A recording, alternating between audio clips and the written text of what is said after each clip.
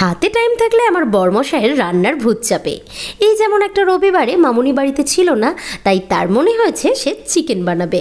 বাড়িতে চিকেন রাখাই ছিল, আমি তাকে ম্যারিনেশন করে দিলাম দই, হলুদ গুঁড়ো, লঙ্কা গুঁড়ো আর লবণ দিয়ে। ওনার রান্নায় লাগবে পেঁয়াজ কুচি, পেঁয়াজ বাটা, রসুন বাটা, আদা বাটা, ক্যাপসিকাম কুচি, টমেটো বাটা। বাপরে বাপ, সমস্ত কিছু জোগাড় করতে করতেই আমার মাথা খারাপ। উনি তো শুধু খুন্তি নাড়বেন আর বাকি সব কিছু আমাকে করতে হবে, আর গাদা খানেক পাত্র জড়ো করবে চারপাশে। এখন আমি বুঝে গেছি, তাই ওর রান্না চলতে থাকে আর আমি এক সাইডে ধুতে থাকি। যাই হোক, আমার বর রান্নাটা কিন্তু হেভি করে।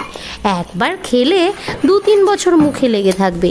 তাই এইসব ঝক্কির কথা মুখে বললেও মনে কিন্তু নিই না। দেখো দেখো, কালারটা কি সুন্দর হয়েছে। এবার আলু দিয়ে ভালো করে ফুটিয়ে নেওয়ার পর জল টল ঢেলে ফুটিয়ে নিয়ে গরম মশলা দিয়ে সার্ভ করতে হবে।